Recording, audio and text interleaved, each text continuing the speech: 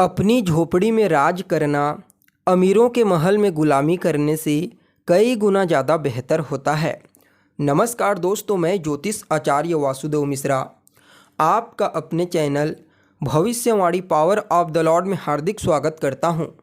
दोस्तों, आज का यह एपिसोड आप सभी कर्क राशि वाले जातकों के लिए बेहद ही ज़्यादा खास और महत्वपूर्ण एपिसोड साबित होने वाला है।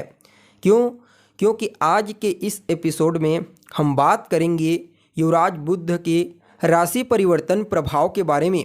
जी हाँ, युवराज बुध 1 फरवरी 2024 की दोपहर लगभग 2:45 के आसपास देवगुरु बृहस्पति की मूल त्रिकोण राशि धनु राशि को छोड़ करके अपने परम मित्र शनिदेव की साधारण राशि वायु तत्वीय राशि मकर राशि में प्रवेश कर चुके हैं और आने वाले 20 फरवरी 2024 की सुबह तक इसी राशि में गोचर करते हुए आपको प्रभावित करेंगे।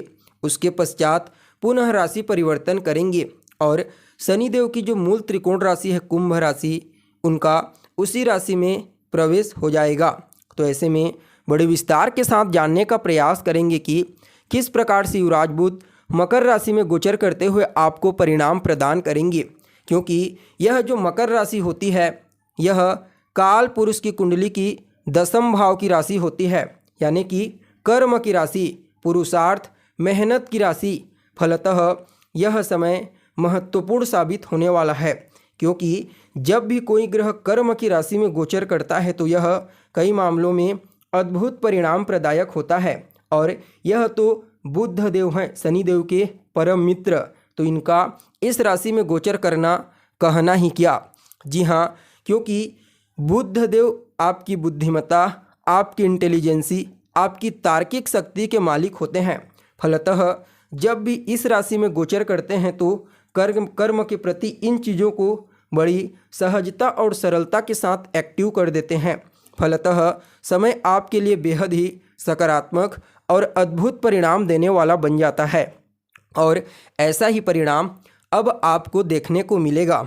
तो ऐसे में अगर आप भी एक कर्क राशि के जातक हैं तो आज के इस एपिसोड को बिना मिस किए अंत तक देखने का प्रयास कीजिए, ताकि कोई भी जानकारी आपसे मिस ना हो और आप बड़ी सहजता, बड़ी सरलता के साथ समझ जाएं कि किस प्रकार से मकर राशि में गोचर करते हुए बुध महाराज आपको परिणाम प्रदान करेंगे। जी हाँ, किन किन क्षेत्रों में आपको लाभ की प्राप्ति होगी, तो वहीं किन किन बातों का आपको विशेष तौर पर ध्यान रखना है। साथ ही साथ युवराज के इस गोचर प्रभाव को और ज़्यादा बेहतर और अच्छा परिणाम देने वाला बनाने के लिए कौन सा उपाय आप सभी कर्क राशि वालों को करना चाहिए, इन तमाम प्रकार के प्रश्नों के उत्तर आज के इस एपिसोड में आपको बताएंगे। इसलिए अंत तक देखने का प्रयास कीजिए। और अगर आप अपनी जन्म कुंडली पर हमसे परामर्श लेना चाहते हैं तो डिस्क्रिप्शन बॉक्स में और वीडियो के अंदर आपको व्हाट्सएप नंबर मिल जाएगा, जहां से आप व्हाट्सएप करके अपनी जन्म कुंडली का विस्तार पूर्वक विश्लेषण करवा सकते हैं।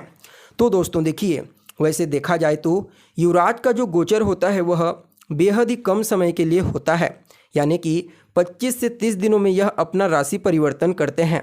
लेकिन इन्हीं 25 से 30 दिनों में इनका पूरा संपूर्ण प्रभाव आपको प्राप्त हो जाता है।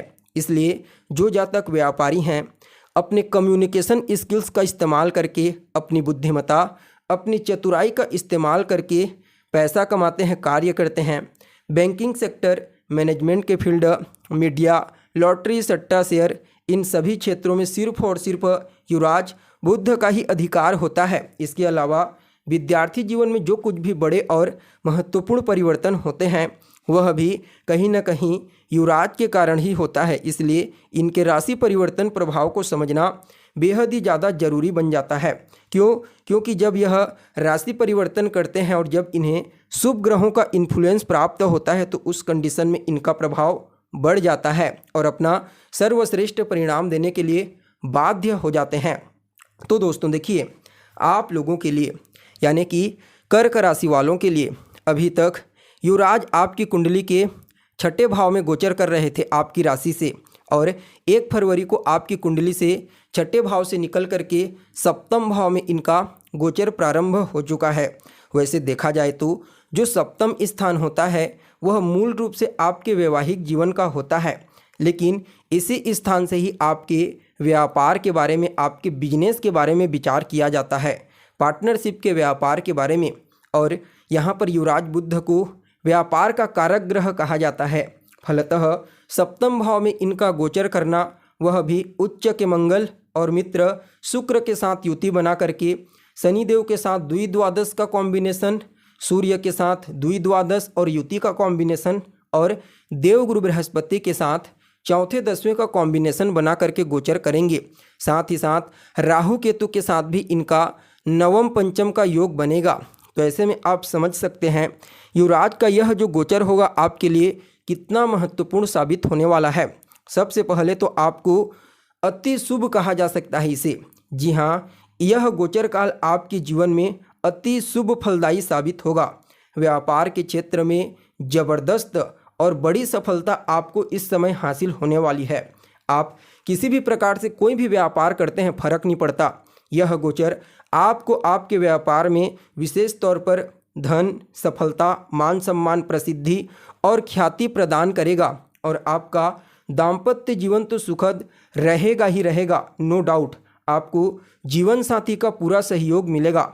जीवन साथी के स्वभाव में थोड़ी सी उग्रता आ सकती है, लेकिन इससे कोई नुकसान नहीं होगा, बल्कि वह आपके लिए ही फायदेमंद साबित होगा। जी हाँ, अगर आप किसी भी प्रकार से कोई नया बिजनेस व्यापार शुरू करने के बारे में सोच रहे हैं अपने पार्टनर के साथ मिल करके, तो आप आंख मूंद करके इस समय शुरुआत कीजिए, आपको लाभ की प्राप्ति होगी। और पहले से ही आप पार्टनरशिप में व्यापार कर रहे हैं तो समझ जाइए यह गोचर काल आपको कुछ नए मौके, नए अवसर प्रदान करेगा सफलता और तरक्की प्राप्त करने के लिए। जी हाँ, सप्तम भाव में गोचर करने वाला बुध आपको व्यापार के क्षेत्र में अपने इस गोचर काल के दौरान विशेष लाभ की प्राप्ति करवाएगा। यहाँ पर ससुराल पक्ष से भी आपके तालमेल काफ़ी हद तक बेहतर होने वाले हैं। ससुराल पक्ष से भी आपको धन की प्राप्ति होने का योग बना हुआ है। इस समय आपकी सेहत काफ़ी हद तक अनुकूल रहेगी। जी हाँ, हेल्थ के दृष्टिकोण से आप अपने आप को इस गोचर काल के दौरान चुस्त दुरुस्त और तंदुरुस्त महसूस करेंगे। आपके कार्यों की बदौलत ही इस समय आपको प्रसिद्धि, मान सम्मान, यशस्व और देखा जाए तो हर प्रकार से ख्याति की प्राप्ति होने वाली है। जो जातक लंबे समय से प्रशासनिक सेवा के क्षेत्र में कार्य करने के लिए प्रयत्नशील हैं, तो समझ जाइए इस समय उन लोगों को कोई गुड न्यूज़ की प्राप्ति हो सकती है, जिससे उनके मन में प्रसन्नता की भावना देखने को मिलेगी। कहीं ना कहीं यह समय आपके पार्टनर को भी उसके करियर में विशेष तौर पर सफलता प्रदायक साबित होगा। पार्टनर जिस भी फील्ड में अभी तक सफलता प्राप्त करने के लिए प्रयत्नशील था, तो समझ जाइए इस समय उनको उस फील्ड में विशेष तौर पर बुध, मंगल और शुक्र के साथ ही देवगुरु बृहस्पति की कृपा से सफलता की प्राप्ति होगी। यहाँ पर आपके पंचम से तीसरे भाव में गोचर करेंगे। फलतः आपकी संतान को लेकर के भी जो चिंता थी वह चिंता दूर होने वाली है।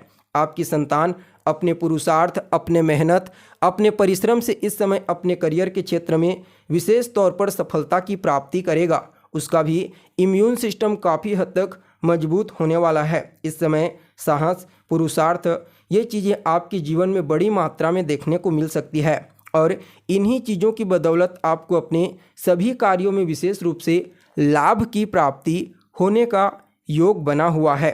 वहीं इनकी दृष्टि आपके व्यक्तित्व के ऊपर पड़ेगी, तो नो डाउट आपके व्यक्तित्व और आपकी वाणी, क्योंकि युवराज आपकी बुद्धिमत्ता और आपकी वाणी, तार्किक शक्ति और आपके सोचने समझने की शक्ति के कारक ग्रह होते हैं। फलतः इन सभी चीज़ों को इस समय मजबूती प्रदान करेंगे, जिसकी वजह से जिससे भी आप मिलेंगे, जिससे भी आप बात करेंगे, समझ जाइए वह आपकी वाणी के प्रभाव से, आपके व्यक्तित्व के प्रभाव से अवश्य ही प्रभावित होगा। और इन दोनों के प्रभाव से ही इस समय आपको कुछ महत्वपूर्ण फैसले लेने में सक्षमता हासिल होगी।